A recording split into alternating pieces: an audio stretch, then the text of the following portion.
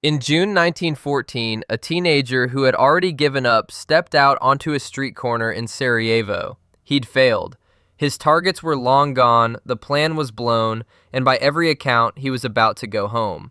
And then, a car carrying the heir to an empire took a wrong turn and stopped, engine stalled, about 5 feet in front of him. 19-year-old Gavrilo Princip could not believe his luck. He pulled out a pistol, and with 2 shots, he lit the fuse on a war that killed 17 million people. So how does one bad turn end 4 empires? Buckle up, because the honest answer is that Europe had spent 40 years turning itself into a bomb, and everybody was just waiting for someone dumb enough to strike a match. Quick note before the driver ruins everything.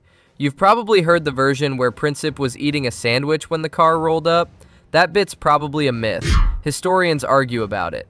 And I'm telling you that up front because a channel that hides the messy parts isn't worth your time. The wrong turn, though, the stalled car, Princip standing right there, all real. Sometimes history is just that stupid. To get why one murder mattered this much, you have to understand what Europe had become by 1914. On paper, it was lovely.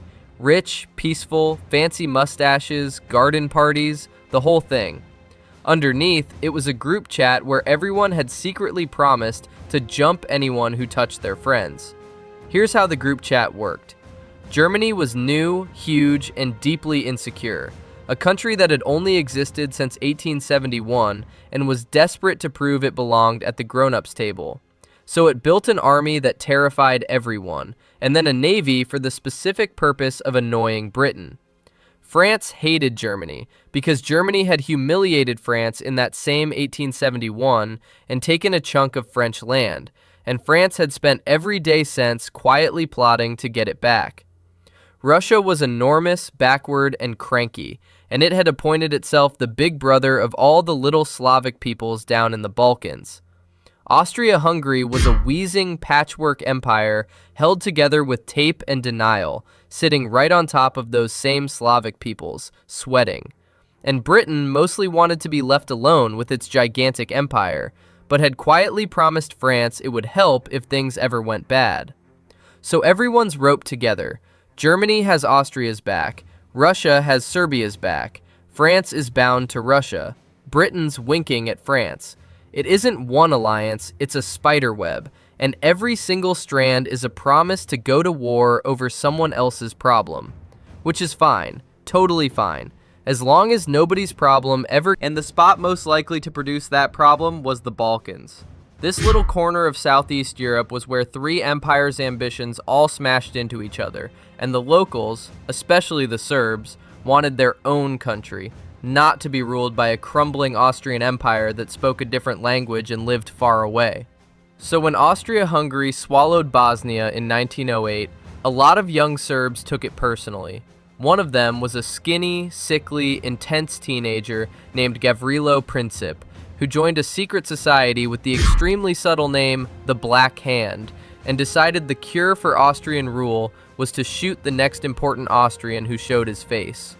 And in June 1914, the universe handed him the most important Austrian imaginable. Archduke Franz Ferdinand was the heir to the whole Austro-Hungarian throne.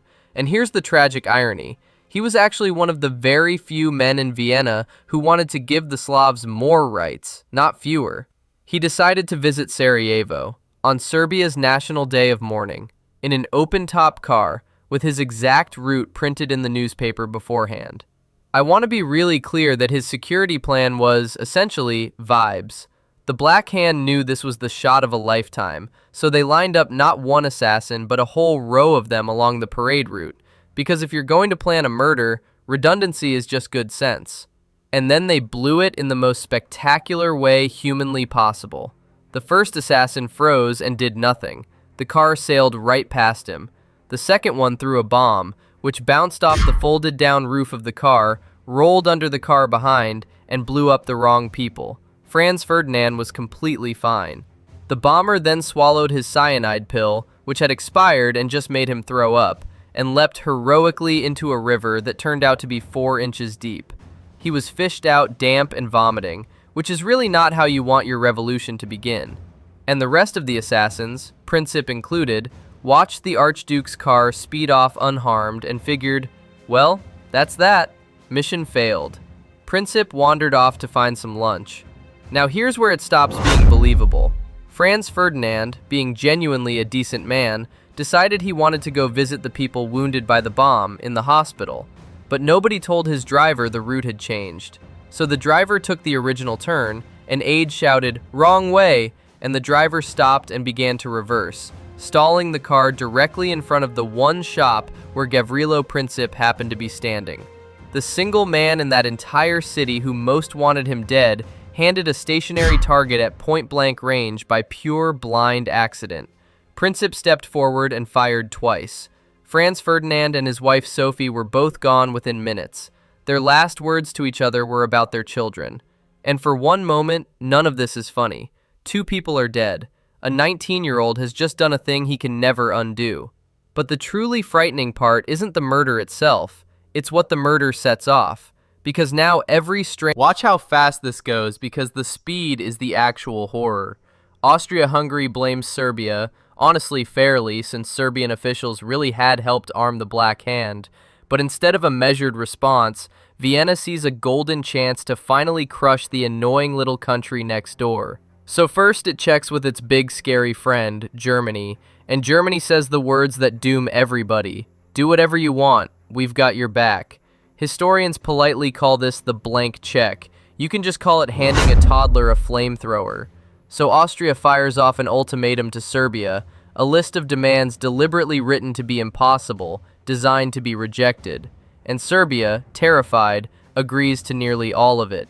Nearly. So Austria declares war anyway. It never wanted a yes, it wanted an excuse.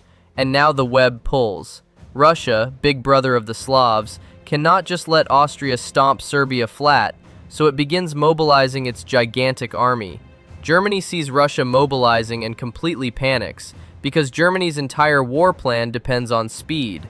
The nightmare it had dreaded for decades was a war on 2 fronts at once, Russia in the east, France in the west, squeezing it in the middle.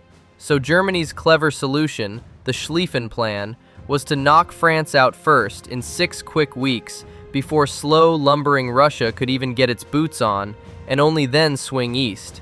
It's a plan with the confidence of a man who has never once been wrong, and the timing of a soufflé. There's only one problem. The fast way into France runs straight through Belgium, and Belgium is neutral.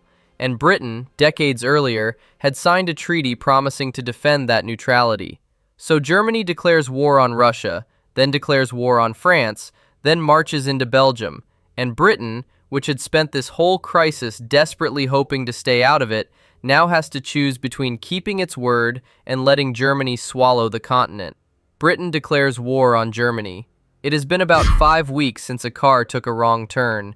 And here's the last, cruelest joke of the whole thing. As millions of young men marched off in the summer of 1914, nearly every single one of them believed the exact same thing, that this would be a short, glorious little war, and they'd be home by Christmas. The crowds cheered them onto the trains. Boys lied about their age to sneak in, genuinely terrified they'd miss the adventure before it was over. They were not home by Christmas. They were not home for 4 more years. The neat little war they'd pictured, the cavalry charges, the flags, the glory, ran headfirst into machine guns and barbed wire and artillery, and it simply stopped moving. Both sides clawed trenches into the earth from the sea all the way to Switzerland, and then spent 4 years feeding an entire generation into the mud for a few hundred yards of it.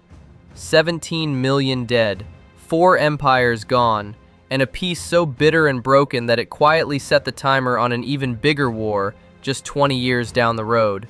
So was it Princip's fault? The kid with the pistol? It's tempting.